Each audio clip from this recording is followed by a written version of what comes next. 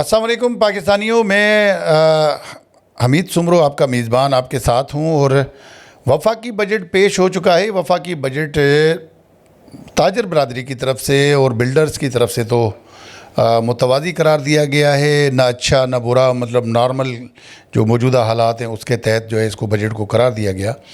लेकिन मैं 2-3 पॉइंट्स आपके सामने रखूँगा। सबसे पहली पॉइंट ये है, आपको पता है इस पूरे बजट में तरक्याती अखराजात अपनी जगह पे होते, गैर तरक्याती अखराजात जिसको कहते हैं वो 8,054 रुपये हैं, जिसमें ठीक है दिफा पे हमारे 3,000 अरब, इस पर कौम के किसी बच्चे को कोई एतराज़ नहीं होगा।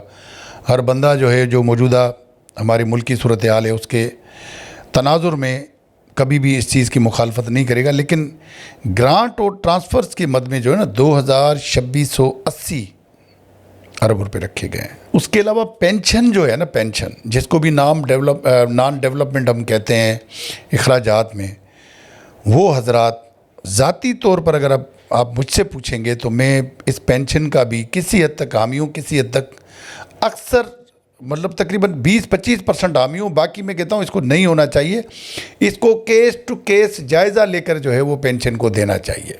कैसे? बदकिस्मती से हमारे जज हजरात, रिटायर्ड जज हजरात, हमारी जुडिशरी आप अगर जायज़ा लें तो दुनिया की नीचे तरीन जो नंबर्स हैं उसमें हमारी काउंटिंग होती है। केसेस हमारे दादा केस करता है तो पोते को जाके जो है वो फ़ैसला उसका सुनना पड़ता है, तब तक पता नहीं क्या से क्या हो चुका होता है। मुद्दई तो बेचारा दुनिया से जा चुका होता है, लेकिन जो उसके अगेंस्ट जो उसकी नस्लें हैं, 2-3 नस्लें, वो भी पेशियां भुगत रही होती हैं। ये तो हमारा अदालतों का हाल है। लेकिन वही जज साहिबान मेरे लिए इंतहाई काबिल एहतराम है, लेकिन माली तौर पे मैं कहूँगा कि उनको जो मराहत दी जाती हैं वो यकीनन केस टू केस देनी चाहिए। न सिर्फ जज साहिबान बल्कि ब्यूरोक्रेट, और ख़ास तौर पे वो ब्यूरोक्रेट्स जो अरबों रुपए अपनी जॉब्स के दौरान करोड़ों रुपए बना लेते हैं, बेहतरीन किस्म की लाइफ एंजॉय करते हैं पूरी ज़िंदगी।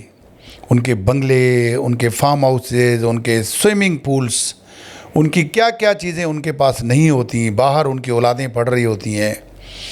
उनके जो अपने ज़ाती अखराजात हैं वो रोज़ाना लाखों रुपए की सूरत में होते हैं। लेकिन अगर आप जायज़ा लेंगे तो उन साहिबान को भी लाखों रुपए पेंशन मिल रही होती है। उनको, कई लोगों को तो 1-2 मुलाजिम रखने की भी इजाज़त है, पेट्रोल तक भी जो है वो इस तरह की मराहत जो है वो उनको दी जाती हैं। तो वो मुल्क जो मकरूज़ हो, जो कर्ज़े पर चल रहा हो, जिसका बहुत बजट का अच्छा खासा हिस्सा सिर्फ कर्ज़ों की किस्तें और उसका सूद अदा करने में जा रहा हो, तो उस मुल्क में इस तरह की जो सूरत हाल है, इस तरह की पेंशन, ख़ास तौर से मराहत याफ्ता लोगों को पेंशन देने वाला जो सिलसिला है, मेरी नज़र में इसको केस टू केस इसका जायज़ा लेना चाहिए कि वो कौन से हजरात हैं जो इस वक्त भी करोड़पति हैं, उनके कारोबार, बल्कि कई लोग तो ऐसे हैं जो आपका मुल्क भी छोड़ के जा चुके हैं भाई। वो रिटायरमेंट के बाद अपनी बाहर यूरोप में, अमेरिका में, कनाडा में और अरेबियन कंट्रीज़ में, मिडिल ईस्ट में, दुबई में, शारजा में, किस शहर का मैं नाम लूँ, वहाँ जाकर वो अपने कारोबार कर रहे हैं। लेकिन उनको भी दूसरे तीसरे महीने यहाँ आना पड़ता है पेंशन हिसाब किताब लेने के लिए। तो भाई ये किस चीज़ का, ये आप इसको तो मैं कहूँगा कि ये ऐसे लोगों को पेंशन देना भत्ता देने के बराबर है। केस टू केस इसका जायज़ा लें। उसके अलावा मैं एक चीज़ और बताऊं, आप अगर जो ज़िल्लई अकाउंट्स ऑफिसेज हैं उसका जायज़ा लेंगे तो वहाँ अरबों रुपए की करप्शन इस पेंशन फंड्स के ज़रिए होती है। कई लोग मर खप गए, उनकी फैमिलीज़ को भी पता नहीं होता, लेकिन उनकी पेंशन चल रही होती है और वो पैसे जो हैं वो अरबों रुपए की सूरत में उन करप्ट अनासर की जेबों में जा रहे होते हैं। कई नोटिस आए, कई इंक्वायरियाँ हुई, लेकिन कुछ नहीं हुआ। वही अफसरान अपनी जगह पर बैठे रहते हैं और उसी तरीके से दोबारा वो करप्शन कर रहे होते हैं। तो ये तो है हमारे पेंशन का हाल। आप जायज़ा लें, आप जो डेवलप्ड कंट्रीज़ या फलाही रियासतें, आप उनका जायज़ा लें कि वहाँ किस तरह जो रिटायर्ड अफराद हैं उनको फैसिलिटेट किया जाता है, इस तरह लूटा मारी नहीं है पेंशन फंड्स की आड़ में।